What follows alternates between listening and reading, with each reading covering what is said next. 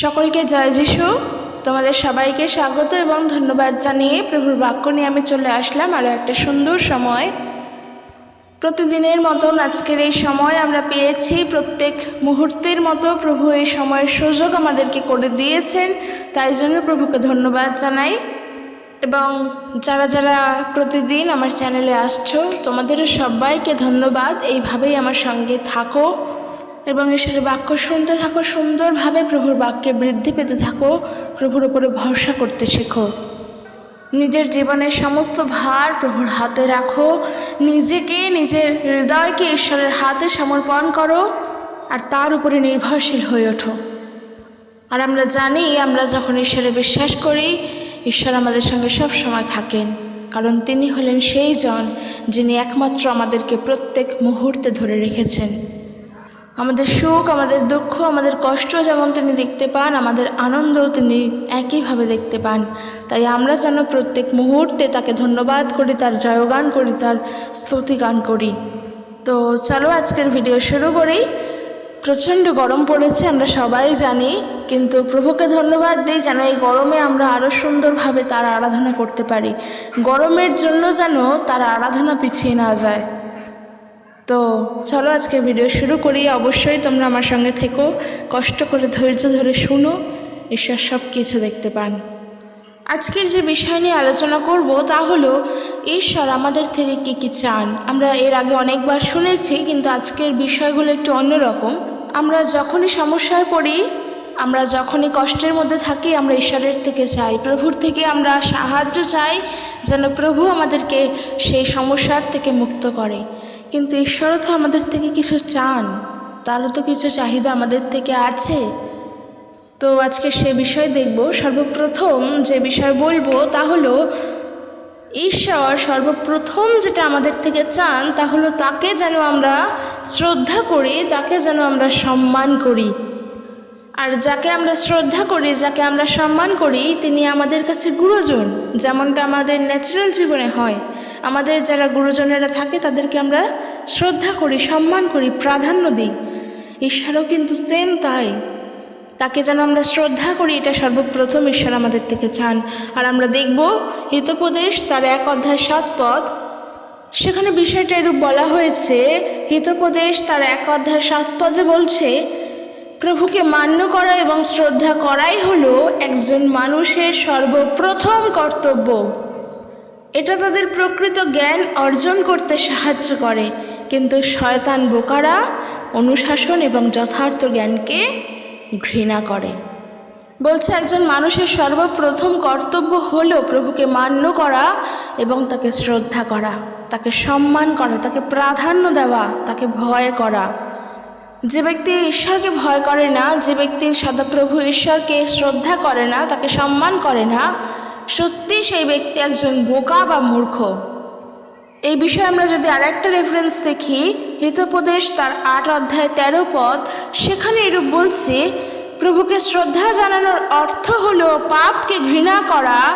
সেই সব মানুষ যারা নিজেকে অন্যের চেয়ে শ্রেষ্ঠ বলে মনে করে, আমি তাদের ঘৃণা করি, আমি পাপের পথ এবং মিথ্যাভাষীকে ঘৃণা করি। এটা কিন্তু ঈশ্বর বলছে না যে আমি তাদের ঘৃণা করি। মেন বিষয় হলো প্রভুকে শ্রদ্ধা জানানোর অর্থ হলো পাপকে ঘৃণা করা। দেখো, যেমন আমরা হিতোপদেশ 1-এর সাথে পড়লাম যে প্রভুকে শ্রদ্ধা করাই হলো একজন মানুষের সর্বপ্রথম কর্তব্য। একটু জগতের দিকে আমরা তাকিয়ে দেখি, কারণ জীবনটা বড্ড প্র্যাকটিক্যাল। তাই আমরা জগতে বাস করছি, জগতের মানুষের মধ্যেই আছি, সেখান থেকে আমাদের নিজেদের জীবনকে দেখতে হবে। সেই জন্যই আমি বারবার বলি যে যখনই আমি ঈশ্বরের বাক্য তোমাদের সঙ্গে শেয়ার করি, আমি বলি যে জগতের দিকে তাকিয়ে দেখি। সত্যি যে একজন খ্রিস্টীয় ব্যক্তির জীবন আর একটা জাগতিক মানুষের জীবনের মধ্যে পার্থক্য আমরা তখনই বুঝি। আমরা ঈশ্বরকে সম্মান করতে জানি, তাকে আমরা শ্রদ্ধা করতে জানি, তাকে আমরা ভালোবাসতে জানি সর্বপ্রথম। কারণ জাগতিক মানুষ পাপকে ভালোবাসে, আর যারা পাপকে ভালোবাসে তারা ঈশ্বরকে কখনো ভালোবাসতে পারে না। একে অন্যের ওপরে হিংসা, মারামারি, দাঙ্গা, একে অন্যকে আঘাত করে কথা বলা, কাউকে ছোট করে কথা বলা, এবং জগতে যে সমস্ত পাপ কাজ আছে জগতের মানুষ তা করতে ভালোবাসে। কিন্তু যে সত্যিকারের ঈশ্বর বিশ্বাসী, সে পাপকে ঘৃণা করে, কারণ সে জানে ঈশ্বর পাপকে ঘৃণা করে। ঈশ্বরের কাছে পাপের কোনো স্থান নেই, সেটা সে জানে, যে কিনা ঈশ্বর বিশ্বাসী। তাই জন্য প্রভুকে যখন সম্মান করছো, প্রভুকে যখন শ্রদ্ধা করছো, তখন পাপকে ঘৃণা করো। আর যেটা আমরা পড়লাম যে একজন মানুষের জীবনের সর্বপ্রথম কর্তব্য হলো ঈশ্বরকে শ্রদ্ধা করা। সাপোজ উদাহরণস্বরূপ বলি, ধরো আজকে তুমি খুব অসুস্থ, তোমার খুব শরীর খারাপ, তোমার জন্য আমাদের প্রার্থনার দরকার, অর্থাৎ তোমার জন্য আমরা প্রার্থনা করব ঈশ্বরের কাছে। আমরা প্রার্থনা করছি, আমরা প্রার্থনা জানালাম, আর আমরা জানি আমরা যখন প্রার্থনা করি প্রভু আমাদের কথা শুনতে পান, এই বিষয়টা আমরা জানি, আর এটা সত্য। তা আমরা প্রার্থনা করলাম আর প্রভু তা শুনতেও পেলেন। কিন্তু আমরা কখনোই এইভাবে প্রার্থনা করব না যে প্রভু তুমি ওর জীবনকে সুস্থ করেই দাও, যেভাবেই পারো তোমাকে সুস্থ করতেই হবে, তুমি এইভাবে তাকে সুস্থতা দাও, তোমাকে করতেই হবে। আমরা এইভাবে প্রার্থনা করব না, কারণ ঈশ্বরের উপরে আমরা অধিকার ফলাতে পারি না। তাকে যখন আমরা শ্রদ্ধা করছি, তাকে যখন সম্মান করি, যখন তাকে প্রাধান্য দিই, তখন তার কাছে প্রার্থনা জানাই এবং তাকে বলি যে প্রভু তোমার যা ইচ্ছা তুমি তাই করো, আমি ওকে তোমার হাতে সমর্পণ করলাম, ওকে তুমি পরিচালনা করো। আমরা ঈশ্বরকে ডিরেকশন দিতে পারি না যে তুমি এইভাবে কাজ করো, কিন্তু জগৎবাসী তা করে। যারা কিনা একে অন্যের জন্য খারাপ চায়, তারা মনে করে তারা ঈশ্বরের সামনে, তারা তো মূর্তিকে ঈশ্বর বলে গ্রহণ করেছে, সেই মূর্তির সামনে বসে তারা একে অন্যের জন্য খারাপ চায়, বলে ওর জীবনে এটাই ঘটুক, ওর জীবনে এটাই হোক। তারা এক মুখ দিয়ে আশীর্বাদ, এক মুখ দিয়ে অভিশাপ দেয়, কিন্তু ঈশ্বরের বাক্য আমাদেরকে তা শিক্ষা দেয় না। প্রভু হলেন সম্মানের জায়গা, প্রভু হলেন শ্রদ্ধার জায়গা। তাকে শ্রদ্ধা করো, বিনতি সহকারে তাকে সম্মান জানাও, তোমার অন্তর থেকে তার প্রতি কৃতজ্ঞতা বোধ জানাও। মূর্খের মতো, বোকাদের মতো ঈশ্বরকে অশ্রদ্ধা করো না, ঈশ্বরকে অশ্রদ্ধা বা অসম্মান করো না। তার উপরে নিজের অধিকার, নিজের সমস্ত কিছু ওইভাবে চাপিয়ে দিও না, তাকে করতে দাও। তিনি তার সময় অনুযায়ী তোমার জীবনে কার্য করবেন। ঈশ্বর যখন চাইবেন তিনি তখন করবেন, কারণ তোমার এই জীবনটা ঈশ্বরই প্রদান করেছেন। কাজে তার ইচ্ছা অনুযায়ী তোমার জীবনে কাজ করতে দাও, তার উপরে ভরসা রেখে নিজেকে তার হাতে সমর্পণ করে তাকে কাজ করতে দাও। দেখো সে তোমার জন্য কি করতে পারেন। হ্যাঁ, অপেক্ষায় থাকো, ঈশ্বরের উপরে ধৈর্য ধরে অপেক্ষায় থাকো যে প্রভু আমি দেখতে চাই যে তুমি আমার জীবনে কিছু ঘটাবে, তোমার উপরে অপেক্ষা করে বসে আছি। আর যে ঈশ্বরের জন্য অপেক্ষা করে বসে থাকে তার ভবিষ্যৎ ঈশ্বর সত্যি সাজিয়েই দেন, কারণ তার চাহিদাটা তো সুন্দর, সঠিক, একেবারে সঠিক সিদ্ধান্ত। সে ঈশ্বরের উপরে অপেক্ষা করছে, মানুষের উপরে নয়। আবার ভেবে ফেলো না আমি এটা প্রসপ্যারিটি বলছি, প্রসপ্যারিটি গসপেল সম্পর্কে বলছি, একেবারে নয়। তুমি ঈশ্বরের জন্য আগে অপেক্ষা করতে শেখো, তারপর তো তুমি কিছু পাবে। তুমি অপেক্ষাই করছো না, আমি বলছি তোমার জীবন ভবিষ্যৎ ঈশ্বর সাজাবেন, আর তুমি আমার কথা শুনে চলে আসলে, কখনোই তো সেটা হবে না। আর যখন পাবে না তখন তুমি আমাকে নিন্দা করবে প্লাস প্রভুকে নিন্দা করবে, কিন্তু আমাদের উদ্দেশ্য সেটা নয়। আমাদের উদ্দেশ্য আমরা যা কিছু করছি ঈশ্বরের গৌরবের জন্য। আগে তো ধৈর্য ধরতে শেখো। পুরাতন নিয়মে কত মানুষ আছেন যারা ধৈর্য ধরেছিলেন, কত বছর ধরে তারা ধৈর্য ধরেছিলেন। ইয়োবের জীবন কাহিনী দেখো, তার শরীরে যে ঘা ম্যাচড়াগুলো হয়েছিল সেগুলো কি সহজেই ঠিক হয়ে গিয়েছিল? তা তো নয়, সারা শরীরে তা ছড়িয়ে গিয়েছিল। আর সে অপেক্ষা করেছিল, সে ধৈর্য ধরেছিল, প্রভু তাকে সব কিছু আবার দিয়েছেন। তুমি তখনই পাবে সব কিছু যখন তুমি সম্পূর্ণভাবে ঈশ্বরের উপরে বিশ্বাস এবং ভরসা করতে জানবে। আগে এইটা শেখো, যেটা মানুষ পারে না। সত্যি বলছি, জগতের মানুষ পারে না। ঈশ্বরের উপরে ভরসা করা, বিশ্বাস করা মানেও প্রভুকে শ্রদ্ধা করা, কারণ তার উপরে নিজের জীবনকে ছেড়ে দেওয়া। জগতের মানুষ এটা পারে না, তারা ইনস্ট্যান্ট কাজ চায়। আজ এখানে হবে না, কাল ওখানে যাব, ওখানে হচ্ছে না, অমুক জায়গায় যাব। কিন্তু ঈশ্বর এত চঞ্চল নন। ঈশ্বর শান্তির ঈশ্বর, তিনি গোলযোগের ঈশ্বর নন। হৃদয়কে শান্ত করো, উদ্বিগ্ন হইও না। কিন্তু জগৎ তা করতে জানে না। জগৎ ঈশ্বরের উপরে ধৈর্য ধরে থাকতে জানে না। তারা বলে সারা জীবন ঈশ্বরের উপরে ধৈর্য ধরে থাকলেও জীবনে কিছু আসবে না।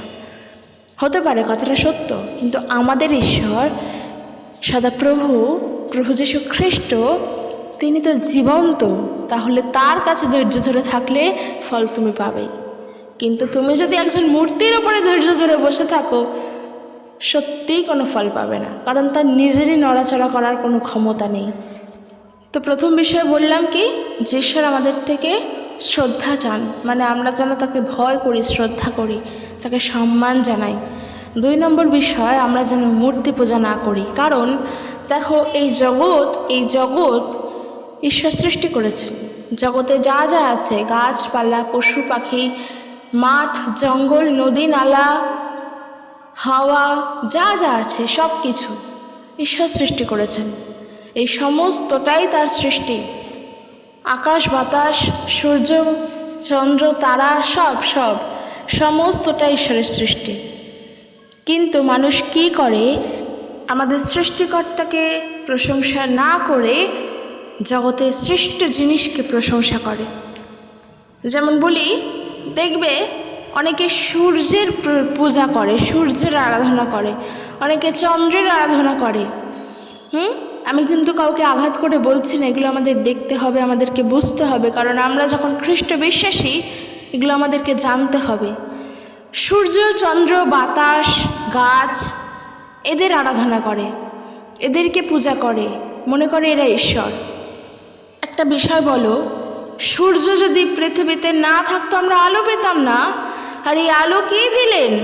আদি পুস্তক আমরা দেখেছি, ঈশ্বর দিলেন।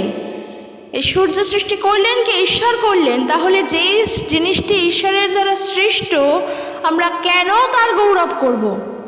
তার নিজস্ব কিছুই নেই, কারণ সে কিছুই হতো না যদি না ঈশ্বর তাকে বানাতেন।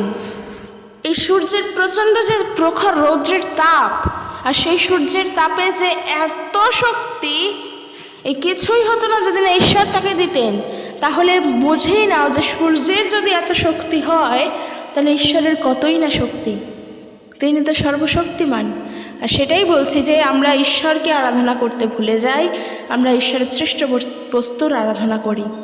আমরা যদি দেখি যিশাইয়া ভাববাদী পুস্তক তার 44 অধ্যায় 2 পদ বলছে, আমি তোমাদের প্রভু, আমি তোমাদের সৃষ্টি করেছি, তোমরা যা হয়ে উঠেছ আমি তাই করে গড়ে তুলেছি।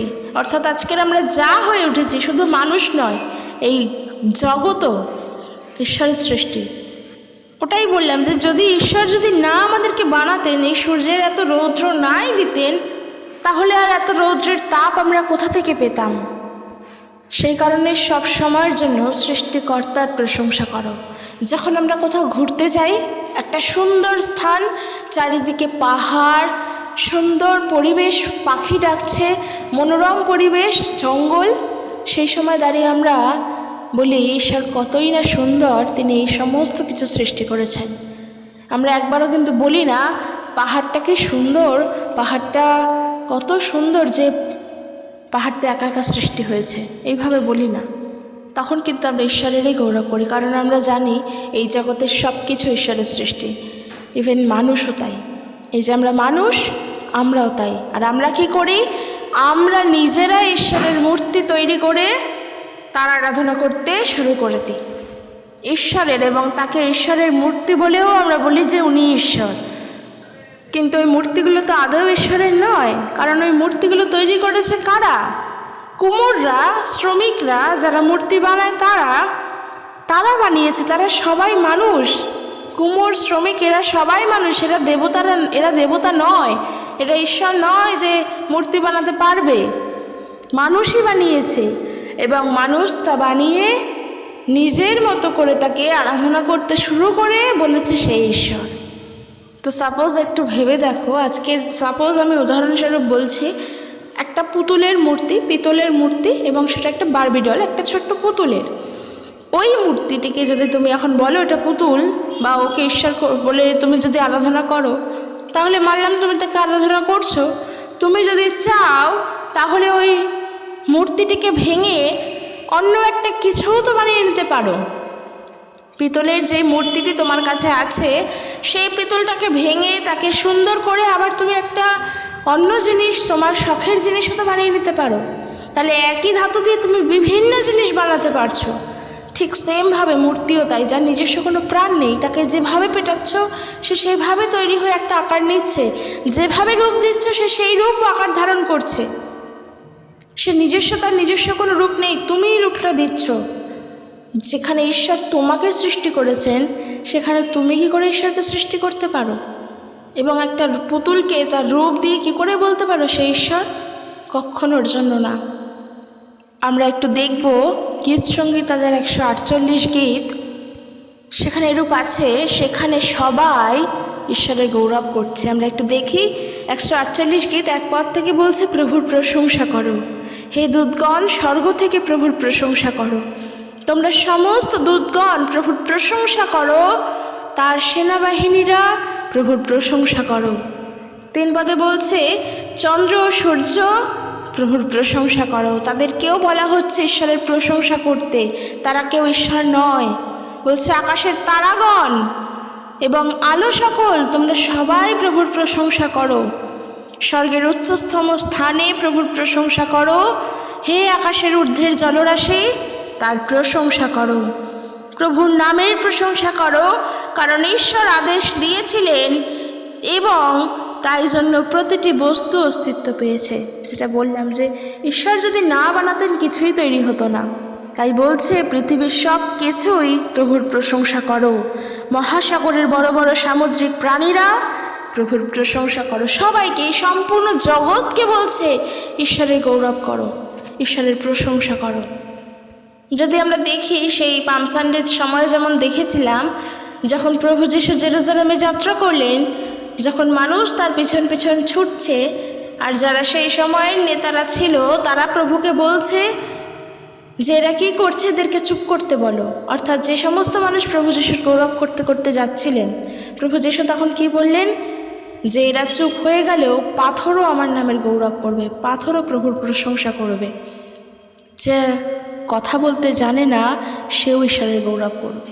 এই যে বলছে এখানে ঈশ্বরের বাক্য, আকাশের ঊর্ধ্বের জলরাশি ঈশ্বরের গৌরব করো, চন্দ্র সূর্য তারা প্রভুর গৌরব করো। পর্বতগণকে বলছে প্রভুর গৌরব করতে। এরা কেউ কথা বলতে জানে না, কিন্তু ঈশ্বর সত্যি মঙ্গলময়, তার জন্য প্রত্যেকে মুখ খুলবে। সেই জন্য বলছি, যারা জগতে বাস করছে, যারা কিনা মূর্তিকে ঈশ্বর বলে গ্রহণ করে তার আরাধনা করে, তারা সত্যি ভুল করছে। কারণ ঈশ্বর এটা আমাদের থেকে চান না, সর্বশক্তিমান প্রভু এটা আমাদের থেকে চান না। তাই বন্ধুরা, আমরা কাউকে বারণ করব না, কিন্তু আমরা তাদেরকে বলবো যেন সেটা না করে। তার জন্য যদি তোমার উপরে হামলাও হয়, আমি বলবো চুপ করে থাকবে, কারণ প্রভুর শিক্ষা আমাদের তাই শিখিয়েছে, নত এবং নম্র শিখিয়েছে। তো অবশ্যই মাথায় রাখা দরকার। 3 নম্বর বিষয় হলো, যারা মিথ্যা বলে ঈশ্বর তাদেরকে পছন্দ করেন না। ঈশ্বর চান না যেন আমাদের এই মুখ মিথ্যায় ভরে উঠুক। আমরা দেখব গীতসংগীতা তার 5 গীত 7 পদ থেকে, সেখানে এরূপ বলছে ঈশ্বরের বাক্য, কিন্তু প্রভু আপনার বিশাল করুণা ধন্য হয়ে আমি আপনার মন্দিরে যাব। দাউদ লিখছেন, তিনি তার একটি গীতে বলছেন, প্রভু আমার আপনার প্রতি ভীতি এবং শ্রদ্ধা সহ আমি আপনার মন্দিরে মাথা নত করব। প্রভু আমার আপনার সঠিক জীবনযাত্রা আমার কাছে উদ্ঘাটন করুন। লোকেরা আমার দুর্বলতা খুঁজছে, তাই যেমনভাবে আমার বেঁচে থাকা উচিত তা আমায় দেখিয়ে দিন। লোকজন সত্যি কথা বলে না, তারা মিথ্যাবাদী, তারা সত্যকে বিকৃত করে। তাদের মুখ শূন্য কবরের মতো, তারা অন্য লোকেদের ভালো ভালো কথা বলছে, তারা কেবল তাদের ফাঁদে ফেলতে চাইছে। ঈশ্বর আপনি ওদের শাস্তি দিন, তাদের নিজেদের ফাঁদেই নিজেদের পড়তে দিন। ওইসব লোকেরা আপনার বিরুদ্ধে গিয়েছে, অতএব ওদের বহু অন্যায়ের জন্য ওদের শাস্তি দিন। দেখো, আমরা কখনো ঈশ্বরকে বলতে পারি না আপনি ওদের শাস্তি দিন, কারণ ঈশ্বর বিচার করবেন ঈশ্বরের মতো করে। এটা রাজা দাউদ বলছেন, সে তার বিষয় কল্পনা করা আমাদের কল্পনাতে আসে না। কিন্তু তিনি যা বলছেন, যারা সত্যকে বিকৃত করছে, যারা মিথ্যা কথা বলে, তারা ঈশ্বরের বিরুদ্ধে অন্যায় করে। ঈশ্বর আমাদের থেকে তা চান না। সবথেকে বড় বিষয়, প্রভু যীশু হলেন সেই সত্য, যেই সত্য আমাদের কাছে প্রকাশ করেছেন ঈশ্বর। আর সেই সত্যকে আজকে যদি তুমি বিকৃত করো, তাকে যদি মিথ্যা করে তোলো, তাহলে তো তুমি ঈশ্বরের বিরুদ্ধেই অন্যায় করলে, তাই না? এটা তো গেলে প্রভু যিশুর বিষয়। কিন্তু ন্যাচারালি যেটা আমরা প্রত্যেকে করে থাকি স্বভাবতই, এই জগতের নিয়ম অনুযায়ী মিথ্যাকে আশ্রয় করা। ঈশ্বর তাদেরকে পছন্দ করেন না যে মিথ্যা আশ্রয় করে জীবনে চলে। এক একজন মানুষ থাকেন যারা অনর্গল মিথ্যা বলে, যেখানে একটা সত্যি বললে হয়তো সে বকা খাবে, একটা সত্যি বললে হয়তো তার মধ্যে চাপ সৃষ্টি হতে পারে, কিন্তু ওই একটা সত্যিকে চাপা দিতে দিতে সে হাজার একটা মিথ্যা বলে। আবার কেউ কেউ আছে যারা মিথ্যা চিন্তাই করে চলেছে, তাদের পরিকল্পনা, তাদের চিন্তাভাবনা সব কিছুই মিথ্যা। তারা মিথ্যাকে আশ্রয় করেই বড় হতে চায়, তারা মিথ্যাকেই ভালোবেসেছে। কিন্তু ঈশ্বর তো সত্য, তিনি তো আলো, তিনি তো অন্ধকারের নয়। প্রভুর বাক্য এখানে দেখলাম রাজা দাউদ তিনি বলছেন, যারা মিথ্যা বলে, যারা সত্যকে বিকৃত করে, তাদের মুখ শূন্য কবরের মতো। একবার বলছো, মানুষ যখন মারা যায়, কেউ কবর দেয়, কেউ তার দেহকে পুড়িয়ে সৎকার করে। যাই হোক, মৃতদেহকে তো আর আমরা কেউ ফেলে রাখি না, কিছু একটা করে। তো যারা আগুনে পুড়িয়ে দেয় মৃতদেহকে, সেই দেহ কিন্তু পুড়ে ছাই হয়ে যায়।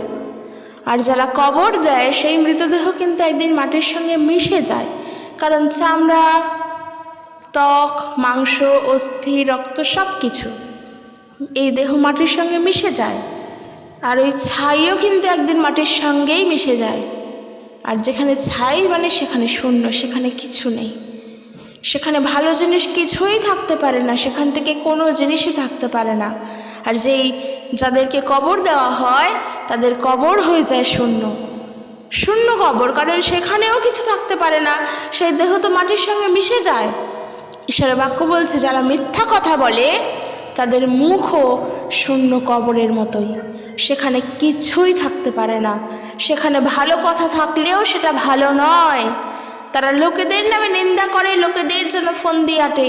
যারা কুচিন্তা, কুপরিকল্পনা করে, তারা চিন্তা করে কি করে একে অপরকে ক্ষতি করা যায়, কীভাবে একে অন্যের বিপদ ডেকে আনা যায়, কিভাবে অন্যকে ছোট করা যায়, তাকে নিচে নামিয়ে দেওয়া হয়।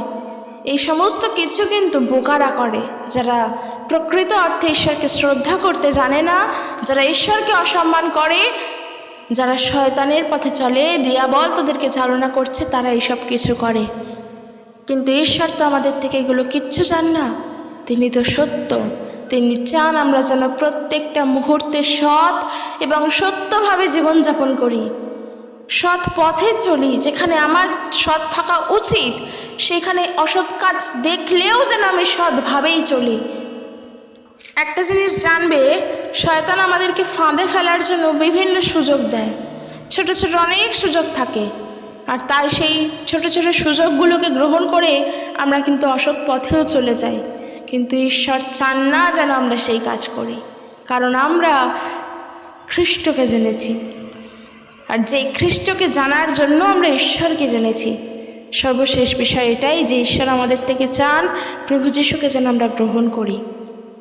কারণ দেখো, প্রভু যিশুকে যদি না জানতাম, আমরা ঈশ্বর সম্পর্কে কিছুই জানতাম না, তাই না? কারণ খ্রিস্টীয় জীবনের আগের জীবন দেখো, আমরা বাইবেল কি তা জানতাম না, ঈশ্বর তিনি কি করতে পারেন, তার চিন্তাভাবনা কি, আমরা সেটাও জানতাম না। আমরা এইটাও জানতাম না যে ঈশ্বরের উপরে সম্পূর্ণভাবে ভরসা করা যায়। আমি নিজে তো জানতামই না যে সত্যি ঈশ্বরের উপরে ভরসা করা যায়, তার উপরে বিশ্বাস করা যায়। এই সমস্তটা জেনেছি যখন প্রভু যীশু খ্রিস্টকে জেনেছি, তার আগে নয়। কিন্তু যদি খ্রিস্টকে জানার আগেই জেনে যেতাম, তাহলে হয়তো খ্রিস্টকেই জানতাম না। কিন্তু ঈশ্বরের পরিকল্পনা, ঈশ্বর জানেন কিভাবে তিনি মানুষকে মনোনীত করে রেখেছেন সৃষ্টির বহু পূর্ব থেকেই, সেটা ঈশ্বর জানেন। তো যেটা বলছিলাম যে এত কিছু বিষয় আমরা দেখলাম, বুঝলাম, শুনলাম, এই সমস্ত বিষয়ে যদি খ্রিস্ট যিশুকেই না জানতাম তাহলে কিছুই হতো না। সেই জন্য সর্বপ্রথম প্রভু যিশুকে আমাদের গ্রহণ করা উচিত।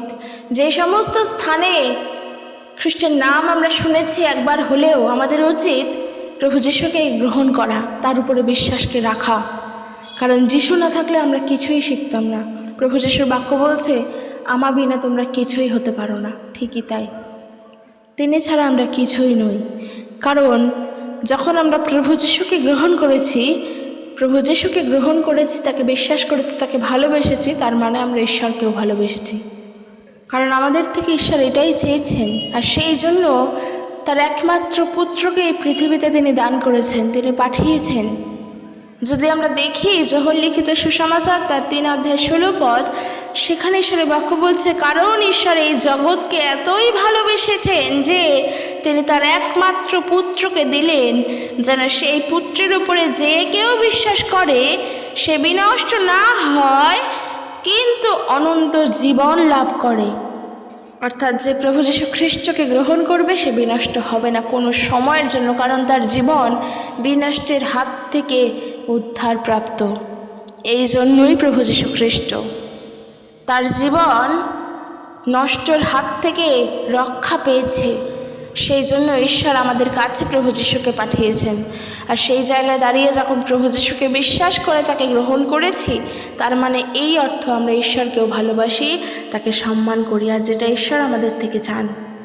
17 পদে বলছে, ঈশ্বর জগৎকে দোষী সাব্যস্ত করার জন্য তার পুত্রকে জগতে পাঠাননি, বরং জগৎ যেন তার মধ্য দিয়ে মুক্তি পায়, এই জন্য ঈশ্বর তার পুত্রকে পাঠিয়েছেন। ওই গতকাল যেমন বলেছিলাম যে তাঁর কথাটা বললে খ্রিস্ট যিশুর কথা বলা হচ্ছে বা ঈশ্বরের কথা বলা হচ্ছে, সেই জন্য অবশ্যই কিন্তু যখনই তাদের উদ্দেশ্যে বা প্রভু যীশু খ্রিস্ট বলো বা ঈশ্বর বলো বা পবিত্র আত্মা বলো, তার কথাও দেখবে, অবশ্যই কিন্তু চন্দ্রবিন্দু দেবে। এই তার মানে কিন্তু তার জীবন আছে। তাই চন্দ্রবিন্দু আকার বয়সীনারা তার মানে কিন্তু তার জীবন আছে। আর শুধু তাই আকার বয়সীনারা মানে কিন্তু সেই অর্থে নয়। উদাহরণস্বরূপ বলি, যদি আজকে বলি তার একটা কলম আছে, কার কলম আছে? অনেকেরই কলম থাকতে পারে। আমি তাকে নির্দিষ্ট করে বলছি মানে আমি তাকে চিনি, তাই বলছি তার একটা কলম আছে, তখন কিন্তু আমরা চন্দ্রবিন্দু দিই না। কিন্তু যখন বলি যে না ওই ছেলেটি মানে তারই একটা কলম আছে, তখন কিন্তু আমরা দিই। তো বিষয়টা সেটা নয়, বিষয়টা এইটা যে প্রভু যীশু খ্রিস্টকে ঈশ্বর এই জন্যই পাঠিয়েছেন যেন এই জগৎ দোষী সাব্যস্ত না হয় কিন্তু উদ্ধার পায়। আর এটা ঈশ্বরের পরিকল্পনা, এটা ঈশ্বরের ইচ্ছা আমাদের থেকে, যেন আমরা তাকে গ্রহণ করি আর অনন্ত জীবন পাই। আর সেই জন্য আমি যদি বলি যে আমি ঈশ্বরকে ভালোবাসি, এই জগৎবাসী যদি বলে, তাহলে বলবো তাদের প্রভু যীশু খ্রিস্টকে আগে জানা উচিত। কারণ যে বলবে আমি ঈশ্বরকে ভালোবাসি অথচ প্রভু যীশুকে বিশ্বাস করবে না, সে তো মিথ্যা বলছে।